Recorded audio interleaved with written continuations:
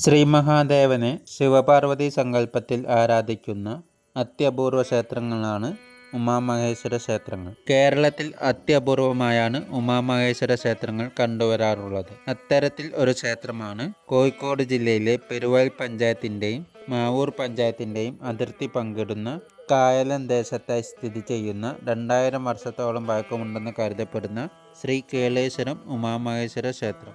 മഹാദേവ ക്ഷേത്രങ്ങളിൽ ശ്രീ മഹാവിഷ്ണു ഉപദേവതാ സാന്നിധ്യത്തിൽ കുടികൊള്ളുന്ന അപൂർവം ക്ഷേത്രങ്ങളിൽ ഒന്നുകൂടിയാണ് കേളേശ്വരം ക്ഷേത്രം.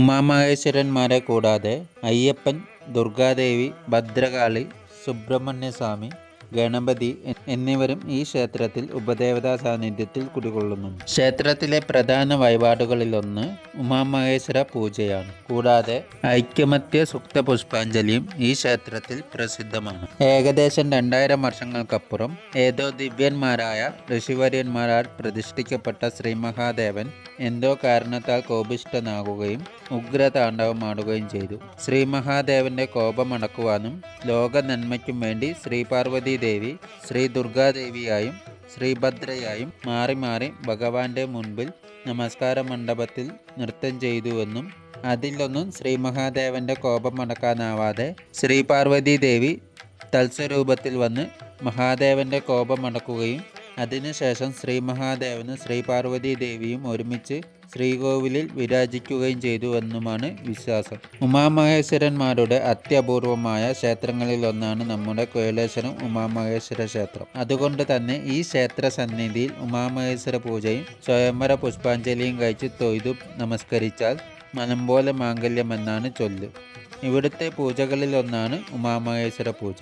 അതുപോലെ ഇവിടുത്തെ ഐക്യമത്യ സുക്ത പുഷ്പാഞ്ജലിയും പ്രസിദ്ധമാണ്. കിഴക്കോട്ട് ദർശനമായി ചതുര ശ്രീകോവിലിൽ ഉമാമഹേശ്വര സങ്കല്പത്തിൽ കുടികൊള്ളുന്ന പ്രധാന ശ്രീകോവിലിന് അഭിമുഖമായി ശ്രീ ദുർഗാദേവിയും ശ്രീഭദ്രകാളിയും പടിഞ്ഞാറ് ദർശനമായി കുടികൊള്ളുന്നുണ്ട്. നാലമ്പലത്തിന് പുറത്ത് പടിഞ്ഞാറ് ദർശനമായാണ് ശ്രീ മഹാവിഷ്ണു കുടികൊള്ളുന്നത്. അതേപോലെ കിഴക്കോട്ട് ദർശനമായി അമൃത കലശം കയ്യിലേന്തിയ ശ്രീധർമ്മശാസ്താവും കുടികൊള്ളുന്നുണ്ട്. നാലമ്പലത്തിന് പുറത്ത് പടിഞ്ഞാറ് ദർശനമായി ശ്രീ മഹാവിഷ്ണു കുടികൊള്ളുന്നു. വഴിപാട് കൗണ്ടറിന് സമീപമായാണ് ക്ഷേത്രക്കുളം സ്ഥിതി ചെയ്യുന്നത്.